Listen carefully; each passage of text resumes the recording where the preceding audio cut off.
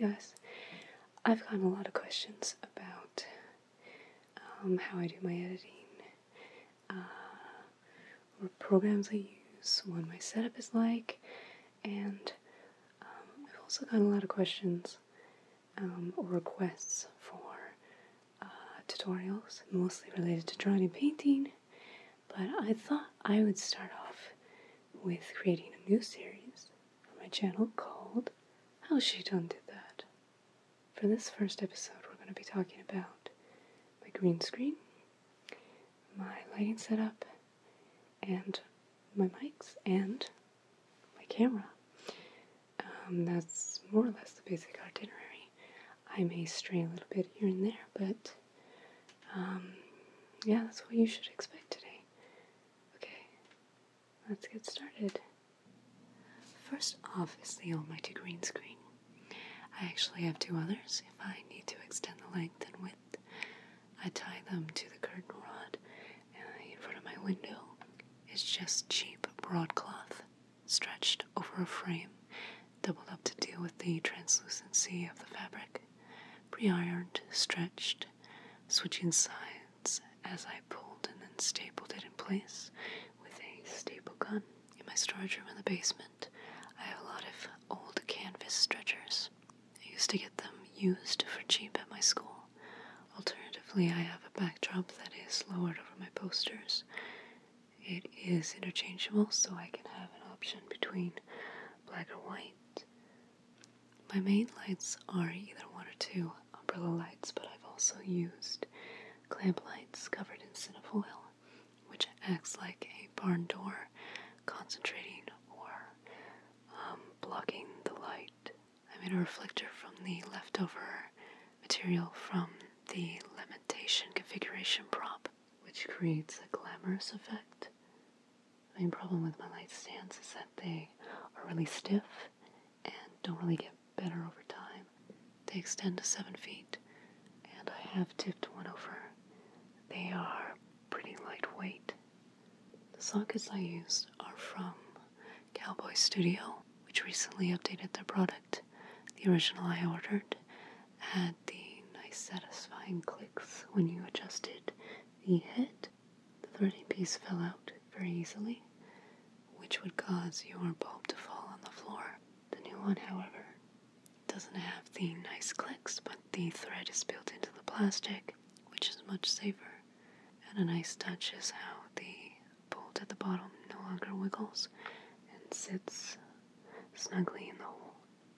And then the standard umbrella mount. I put the socket on the stand. I also got daylight balanced 45-watt CFL bulbs from Cowboy Studio. Screw in the bulb, being careful not to drop the bulb because the cleanup can be a beat. Don't forget to have some fun while you're at it, but not too much. You are an ASMR artist after all. These 45-inch impact umbrellas are convertible. They have a black backing on the outside to act as a reflector and are a white satin on the inside, which is used for shooting light through the umbrella. Mount the umbrella, and it gives off a very soft white light. And now I'm going to pick up the camera to show you how I monitor myself. There's my SDI to HDMI converter, connecting my camera to my computer screen. It's powered by USB. As you can see, it's running into the screen in front of where I record. This is where I stand.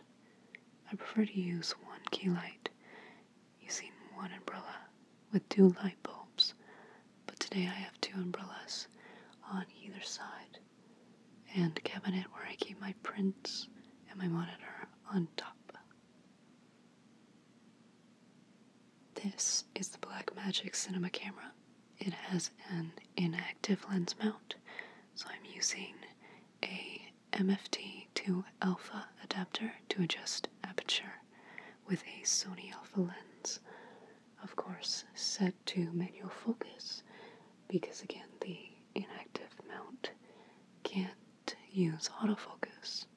I also have a zoom lens if I want to try to get more depth of focus.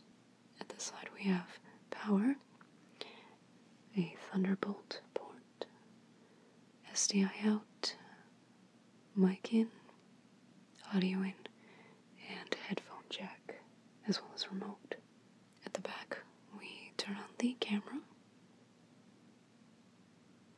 and I have it set to ProRes 422, 1080p, 25 frames per second is all that feeds through to the monitor. So we'll press menu, and you have a ISO that tops out at 1600, white balance, and shutter angle, which is like shutter speed. I have to shoot at 150 because it's divisible by 25. And we have recording settings. I especially like this camera because you have the capacity to record at 2.5K RAW. But right now I'm recording at 422 ProRes, and I like to shoot in film so it's flat and I can color grade on top, 25 frames per second, and then you have a time-lapse interval section for time-lapse video, and finally monitor settings. And I use a SanDisk solid state drive to write to and plug it into this docking station. Another handy thing to have is a lens and sensor cleaning kit with an air blower, lens cleaning fluid, 2 microfiber cloths, and a brush and cleaning pen. Finally, my 2 main mics at the moment are fed into my good old H4n that has tape glue on it, and you can see one of the mics is dented because it fell out of my mic stand, and now I have to use tape to stop it from happening again. If you want to use these mics with the H4n, you might want to pick up the DXLR converter. These weren't meant to be my main recorders. They were just intended to record additional binaural sounds.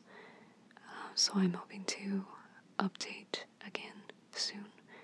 I think that's all there is. Bye guys.